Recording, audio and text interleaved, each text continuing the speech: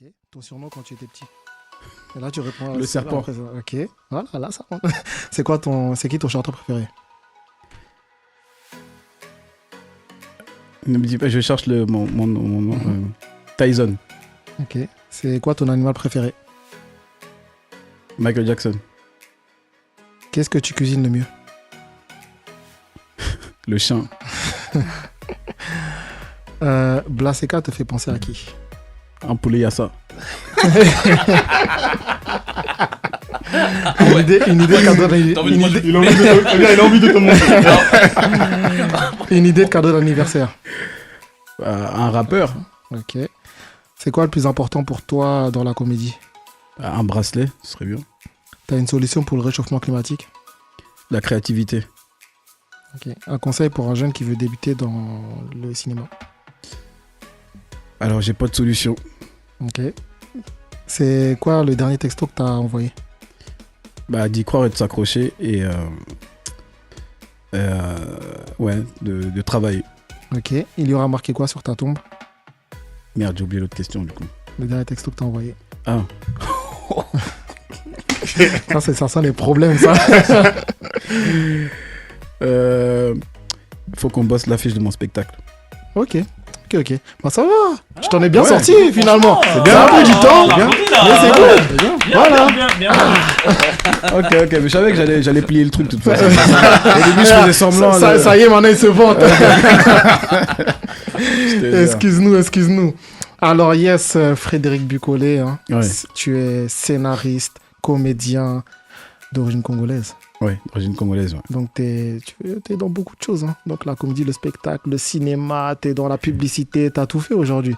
Ouais, enfin, je suis en touche à tout. Hein. Ouais. Moi, j'ai toujours aimé écrire, j'ai toujours aimé créer, donc toute cette créativité-là. En fait, j'ai touché un peu à tout quand j'étais petit, donc en grandissant, je me suis rendu compte que tout ça se retrouvait dans le cinéma, dans l'audiovisuel, en fait. Donc du coup, je me suis lancé dedans, tout simplement. Donc tout ce qui est musique, dessin, cascade, tout ça. C'est ça, parce que tu dessines aussi. Hein. Ouais, je dessine pas mal. À Skip, tu dessines bien. Skip, ouais. Hein? J'ai des tableaux. Mais il est où mon tableau? Ah, mais tiens, il me prend en radio pour me demander ça. T'as pas entendu? Tout le monde t'écoute aujourd'hui. Si l'émission je te jure.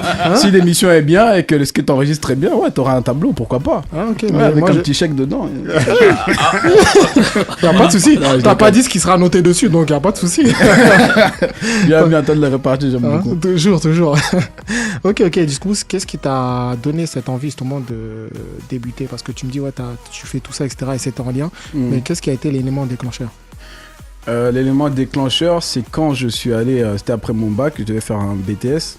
Je suis allé dans un forum pour trouver du coup ma future école en fait. Okay. Et là il y avait plein de stands avec des écoles différentes et tout, et je suis tombé devant une école de cinéma, enfin le stand d'une école de cinéma. Tu avais un écran qui te montrait comment comment ça se passe sur le plateau de tournage, etc. Et je me suis dit mais attends, c'est ça que je dois faire en fait, tu vois. Okay. Mais avant ça, déjà quand j'étais petit, en fait mon père avait acheté une caméra. Tu sais, j'étais au bled encore, j'étais au Congo, tu sais les anciennes caméras où tu mettais des cassettes VHS. Ah, c'était lourd, hein. Ah oui, tu devais porter sur l'épaule comme ça. À la fin, t'as l'épaule musclée et tu dis, mais. Je te jure. Les gens pensent que je fais de la muscu. Non, j'ai caméra. Je te jure. Et mon père, en fait, il avait acheté cette caméra. Il n'arrêtait pas de nous filmer tout le temps. Et un jour, il m'a appris comment faire. Et il m'a dit, tiens, mets sur ton épaule et tu appuies REC. Et c'est comme ça que j'ai pris cette habitude-là. Et quand je suis arrivé en Europe, j'ai continué. À un moment donné, je m'étais acheté une petite caméra. En fait, je commençais à faire des petits sketchs de gauche à droite et tout. Et c'est un jour, en fait, mon prof de français, après avoir rendu un DM, on devait écrire je sais plus ce que c'était comme devoir, en tout cas il fallait raconter une histoire. D'accord. Et après, quand il m'a rendu mon devoir, il m'a dit tiens, tu as 17,5 sur 20. Je dis, mais, ah ouais. Il me dit ouais, je t'ai enlevé des points parce que tu as fait quelques fautes d'orthographe. Et à la fin du cours, il m'a dit ouais, viens voir et tout, est-ce que tu as déjà pensé à... Est-ce que tu aimes bien les poèmes ou tu aimes bien la lecture, tout ça? Je dis ouais, ça va, j'aime bien. Enfin, je regarde plus de BD ou je crée des BD, tout ça, j'aime bien les lire, ouais. Il me dit mais tu devrais penser à écrire et tout. Et je trouve que t'as un petit truc. Ouais, ok. Et c'est resté dans ma tête en fait, tu vois. Franchement c'est bien, il t'a poussé dans une direction et ça a été la bonne direction tout de suite. C'est ça. Et du coup j'ai commencé à écrire au début j'écrivais des poèmes pour ma mère, ceux qui sont transformés en chansons. Et après j'écrivais pour j'écrivais du zouk pour des petites du quartier qui chantaient. Tout ça. Ils disaient, bon. Zouk et donc c'est toi, c'est de toi. Tout ce qu'on entend aujourd'hui là, c'est toi. Quand vous allez en boîte vous dansez là, c'est grâce à moi. En tout cas. Et après ça, en fait, avec le dessin, ma prof de dessin aussi, elle me disait, en fait, à l'école, elle me disait, ouais, mais il faudrait que tu fasses du dessin, fais une école d'art, tout ça. Et mon prof de sport aussi, il me disait, ouais, il faut que tu fasses de la gym, tout ça, mets-toi à fond, fais de l'athlé. Et du coup, quand j'ai vu que tout ça, ça se retrouvait dans le cinéma, quand je suis parti, quand tout à l'heure tu me demandais l'élément déclencheur, je suis arrivé devant ce stand d'école de cinéma et je me suis dit mais attends, c'est ça que je dois faire en fait. Difficile, hein. Il faut ça. En tout cas, je parle pour moi. Après ceux qui ont plus de facilité, tant mieux, hein, sinon, comment tu t'excelles? On m'a attrapé ma chemise demain sur les réseaux. Là je parle que pour moi, les gars. Donc en fait, pour moi c'était difficile parce que faut savoir que les écoles de cinéma coûtent assez cher, tu vois. En tout cas moi, l'école dans laquelle j'étais on devait payer 4 000 € l'année, tu vois. J'étais jeune, c'est pas comme aujourd'hui quand tu travailles. En plus, sur 3 ans, tu vois.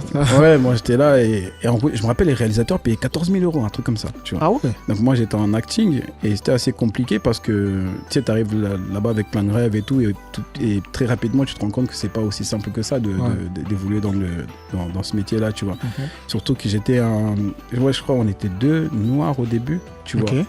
Et comme je t'ai dit au début, moi j'avais assez de facilité dans la création, tu vois. Et il y avait parfois un peu de jalousie, etc. Et souvent on me rabaissait, on me disait des choses. Là je parle des élèves, tu vois. Et il y avait plein de trucs clichés, tu vois. On me donnait souvent des rôles de bandits, de voyous, des trucs comme ça. Tu vois. À un moment donné, ça commence super cliché, quoi. Ouais, des trucs vraiment clichés. Et de toute façon, moi avant de partir dans cette école-là, je m'étais dit, ok, t'as un objectif. C'est de prendre tes cours et de casser de là. De toute façon, les personnes que tu vas rencontrer dans 3 ans, il y en a plein que tu vas plus revoir. Tu vois. Donc, te laisse pas voir. Et en plus, tu sais que tu as un Renault, tu es là, tu vas commencer à. Tu vois, je suis pas un gringalet, je pouvais casser des bouches. Tu vois. Mais t'allais confirmer en fait que c'était toi le voyou. C'est ça, c'est confirmer le rôle. Je pouvais leur dire exactement. Ah, voilà. On savait que c'était lui. Tu vois. C'est exactement ça. Non, il y avait des choses vraiment, je rentrais, je retenais tout en fait. C'était vraiment beaucoup de colère, tu vois. Je me disais, mais c'est pas grave, tu savais que ça allait arriver. Et puis aussi, j'avais mon oncle, parce que moi j'ai grandi chez mon oncle, tu vois. C'est mon oncle qui m'a élevé et lui m'avait mis en garde aussi. Il m'avait dit, écoute, il m'a mis en garde, il m'avait dit, déjà je m'étais un peu embrouillé avec lui parce qu'il voulait pas que je fasse ça, tu vois. Alors en ce moment, je joue dans 2 pièces de théâtre de Sacha Judasco et Sophie de Potter, dans le 11e au théâtre Le Passage vers les Étoiles. Yes. Donc en fait, ces 2 pièces, il y en a une qui s'appelle Les femmes ont toujours raison. Je sais qu'elles vont avoir la raison. C'est vrai qu'elles allaient sourire. Je te jure. Et la deuxième est Les femmes sont parfaites et les hommes font ce qu'ils peuvent. Ah ouais. Donc, voilà. Donc, tu souffres dans ces pièces. Là, franchement, les titres, franchement, c'est drôle parce que ça parle des thématiques de couple en fait. Tu vois. Donc on est en couple sur scène, on parle un peu de toutes les problématiques qu'il peut y avoir dans un couple, etc. Que ça peut être de la jalousie, des animaux de compagnie, enfin tout ce qui se passe dans un couple, quoi. Tu vois. Ok. Donc et ça va faire en juillet là, ça va faire 1 an que je joue dedans et franchement ça se passe bien. Hein, c'est super. Ok. Voilà. C'est super, c'est vraiment super et j'espère que ça va durer encore longtemps. Et ton côté spectacle également, parce qu'on sait que tu fais des spectacles, tu as fait des spectacles et tu vas encore en faire. Ouais, alors, j'en ai fait des spectacles, c'est vrai. Au début, en fait, j'avais commencé avec Prince Calix, je sais pas si vous le connaissez, exactement. Qui était aussi le producteur de Jean-Claude Moka, Sako Kamara et Hotman et Calvin. Ouais. En fait, Prince, on s'est connus via Jean-Claude Moka. Parce que j'étais pote avec Jean-Claude, enfin j'étais pote, on est toujours potes. À l'époque, depuis il a changé. Je veux dire par là, je te jure. J'ai connu Jean-Claude et après il m'a présenté Prince. Et un jour, Prince il m'a dit, est-ce que ça te dit de faire la première partie de Black Pearl Comedy? Parce que avant c'était un concept qu'il avait. J'ai dit, ouais, pourquoi pas, tu vois. Parce qu'il m'avait dit, je sens que t'es chaud toi, tu peux faire de. J'ai dit, vas-y. Donc j'ai écrit un truc de 5 minutes, j'ai testé et franchement le public avait vraiment kiffé, tu vois. Ça avait vraiment marché, ils avaient beaucoup rigolé. Il m'a dit, tu sais quoi, il faut que tu fasses un spectacle. Il me chauffait. J'ai dit, ouais, on va voir. Et à un moment donné, sur les réseaux, je commençais à avoir beaucoup d'abonnés. Et il m'a dit, mais tu vois, je pense que tes abonnés ont envie de te voir quand même en vrai. Tu vas faire un vrai truc. Et puis, comme t'es acteur, t'es comédien, la scène, ça va pas te faire peur, tu vois. Parce que moi, j'avais jamais fait du one-man en seul, tu vois. Tout seul sur scène, c'est pas facile. Accompagné.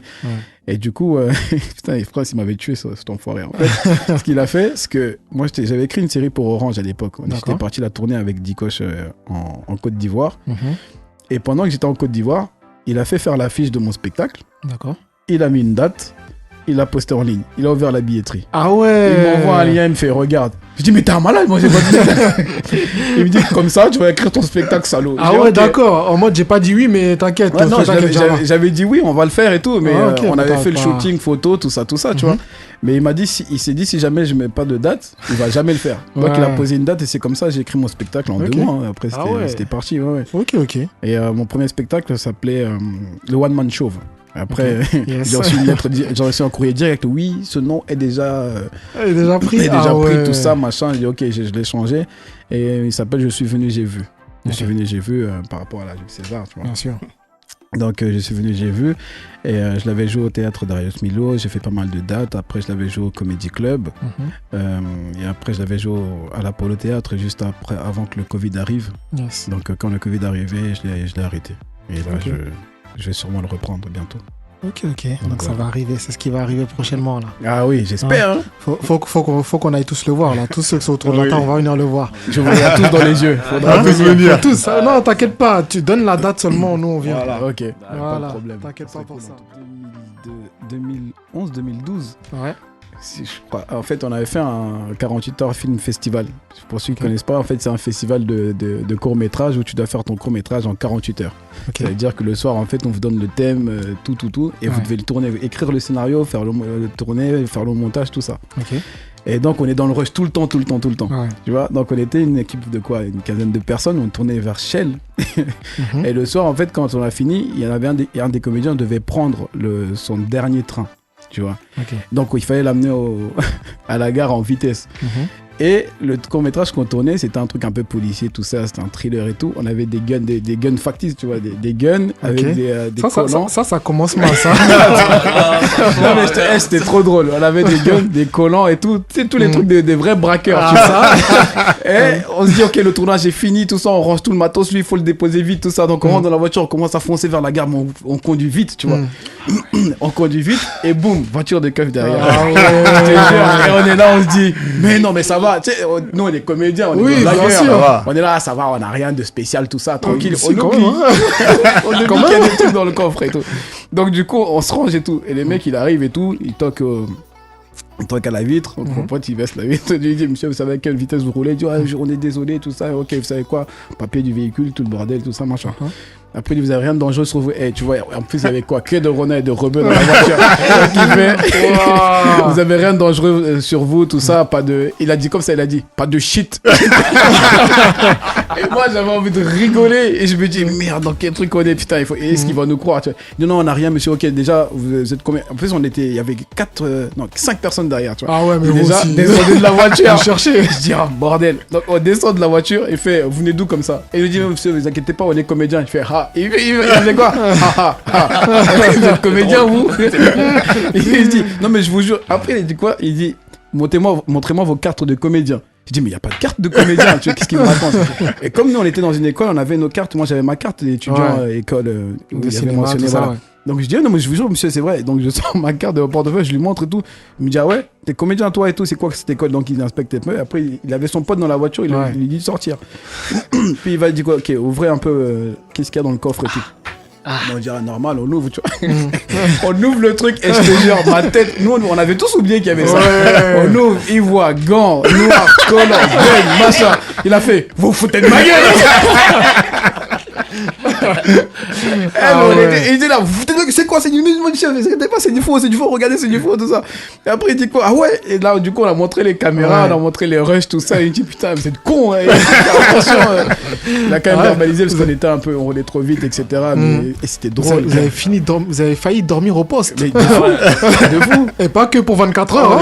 Mais je te jure, si on vous foutait de ma gueule, on en veut de rigoler en même temps. On était KO. Je te jure. Franchement, cette anecdote était incroyable. Ça, c'est un truc à mettre dans un film, ça. Je te jure. Et puis j'ai déjà pensé à ça. Je me dis, ça c'est vraiment une scène à mettre dans un film. C'est carrément une scène. Je te jure, c'était fou. Ok. Non, t'arrives des trucs de fou, toi aussi. Après, vous cherchez aussi. Non, mais je te jure qu'en fait, quand t'es comédien, parfois tu fais des dingueries, mais tu oublies. Parce qu'on est tout le temps dans notre imagination, dans la rigolade et tout. On oublie qu'une personne lambda voit ça, elle va se dire, mais ils sont. C'est bizarre, c'est très bizarre. Exactement. Ouais, il y a tellement de trucs que j'ai vécu, laisse tomber. Mais Ok, ok. Ah là là là là. Et c'est quoi, du coup, tes prochains projets, là Qu'est-ce qui arrive? Prochain projet, là, je suis en... Ah, est-ce que je devrais te dire ça, maman? Tu peux le dire, t'inquiète pas. Regarde comme il me chauffe. Mes prochains projets, là, pour l'instant, je suis juste dans les pièces de théâtre, là. Je vais peut-être partir sur une saison 3 de Bakoul Marabout, là. On est en train de négocier avec le diffuseur, hein, parce qu'il faut toujours des négociations, tout ça. T'as des clients ici? Paris FM.